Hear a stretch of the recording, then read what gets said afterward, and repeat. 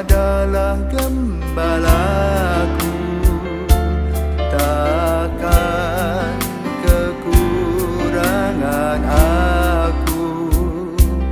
Ia membaringkan aku di padang berumput hijau.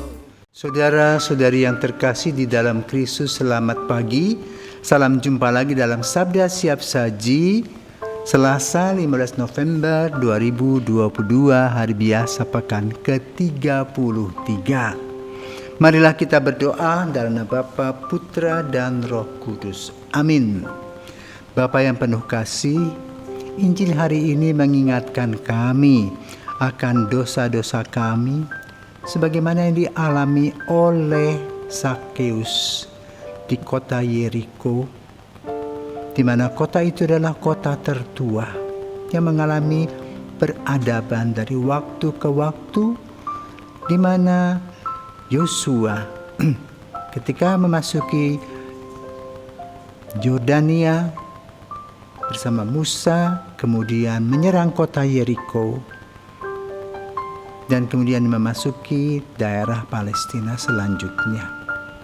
Hari ini kami diingatkan kembali akan perjumpaan Yesus dan Sakeus yang melahirkan keselamatan melalui pertobatan yang dilakukan oleh Sakeus. Kami mohon berkat-Mu Tuhan agar kami juga berani mengikuti sikap dan pandangan Sakeus yang berubah di dalam Engkau, sehingga kami senantiasa bersukacita dalam kehidupan kami setiap saat. Demi Kristus, Putra-Mu dan pengantara kami, kini dan sepanjang masa. Amin. Tuhan bersamamu dan bersama roh-Mu. Inilah Injil Yesus Kristus menurut Lukas. Dimuliakanlah Tuhan. Lukas 19 ayat 1 sampai dengan 10. Yesus memasuki kota Yeriko dan berjalan melintasi kota itu. Di situ ada seorang kepala pemungut cukai yang amat kaya bernama Sakeus. Ia berusaha melihat orang apakah Yesus itu, tetapi tidak berhasil karena orang banyak dan ia berbadan pendek.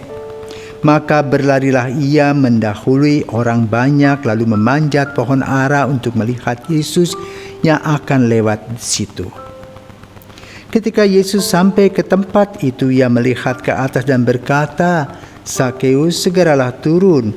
Hari ini aku mau menumpang di rumahmu." Sakeus segera turun dan menerima Yesus dengan sukacita. Tetapi semua orang yang melihat hal itu bersungut-sungut, katanya, "Ia menumpang di rumah orang berdosa." Tetapi Sakeus berdiri dan berkata kepada Tuhan, "Tuhan, separuh dari milikku akan kuberikan kepada orang miskin, dan sekiranya ada sesuatu yang kuperas dari seseorang, akan kukembalikan 4 kali lipat." Kata Yesus kepadanya, "Hari ini terjadilah keselamatan atas rumah ini, karena orang ini pun anak Abraham. Anak manusia memang datang untuk mencari dan menyelamatkan yang hilang." Demikianlah sabda Tuhan. Terpujilah Kristus.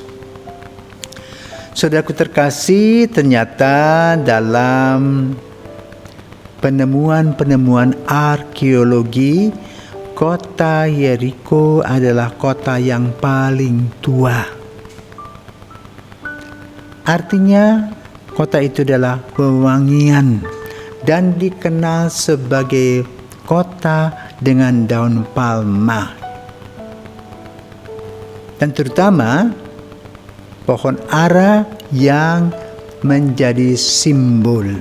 Dan sampai hari ini tempat yang dipercaya, diyakini menjadi perjumpaan Yesus dan Sakeus dipelihara. Tapi saat ini Yeriko menjadi bagian dari daerah Palestina, bukan Israel. Itu tentang Yeriko. Sekarang tentang Sakeus. Siapakah Sakeus? Sakeus tentu sebagai seorang yang pandai, dan dia bisa memanfaatkan kesempatan. Dia menggunakan kesempitan dalam kesempatan, bisa mengeruk uang sebanyak-banyaknya untuk dirinya sendiri. Lalu dia mempunyai rumah yang bagus, ya. Tetapi relasi dengan orang sekitarnya menjadi hampa.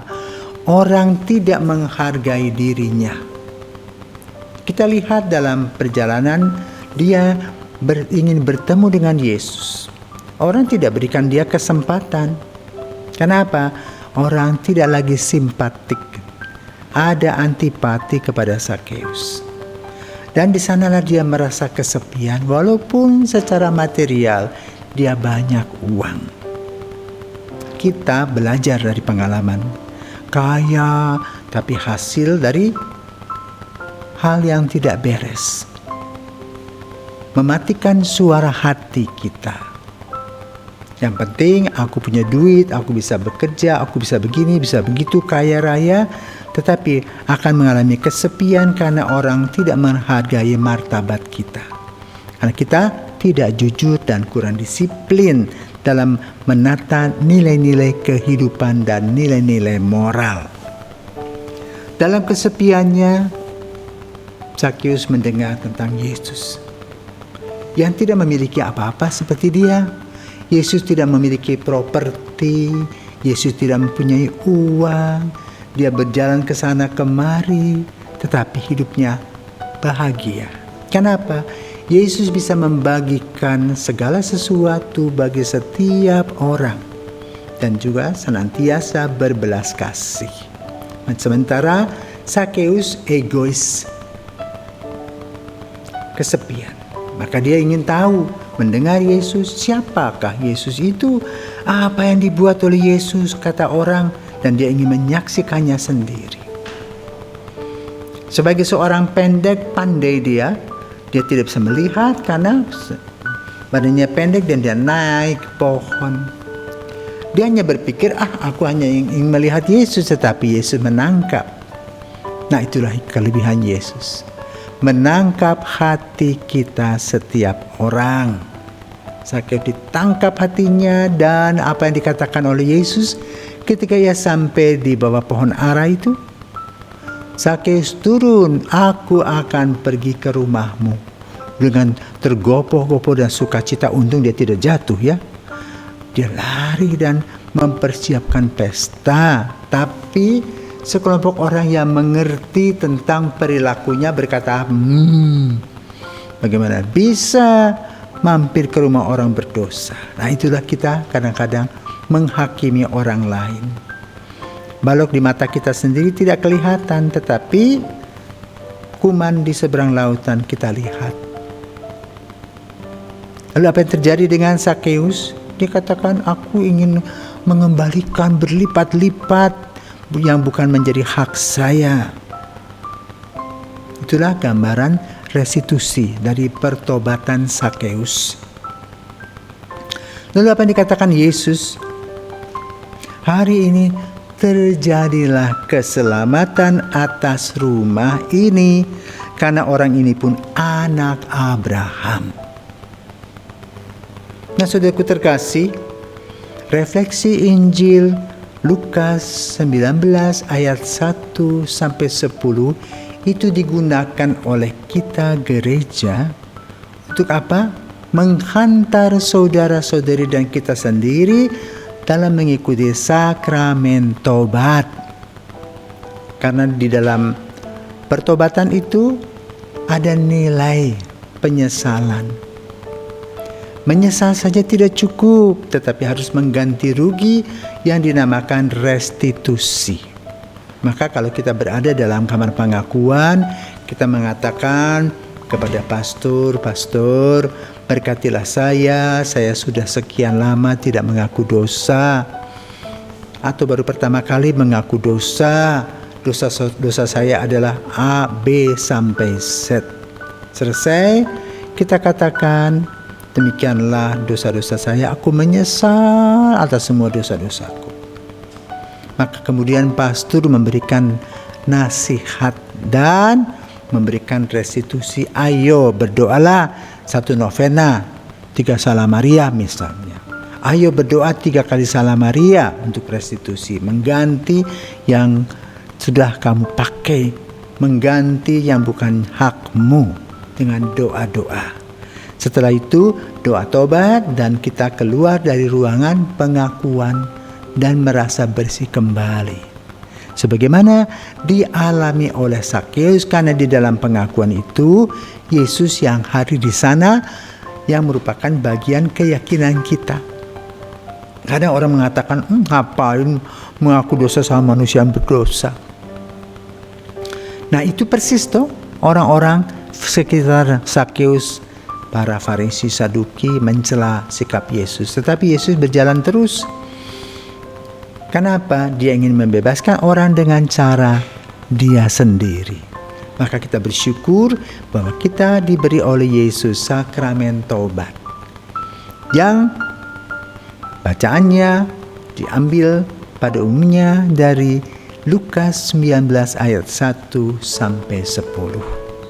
Terima kasih Yesus sudah bertemu dengan Sakeus, sudah mengarahkan Sakeus. Sakeus mengadakan pertobatan dan dia juga mengganti rugi apa yang bukan menjadi haknya, dan dia kembali sebagai seorang yang sederhana.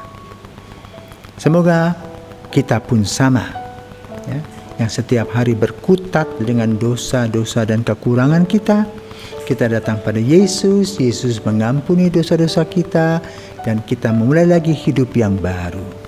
Sehingga kita selalu berbahagia sebagai putra-putri Yesus. Selamat pagi, Tuhan memberkati.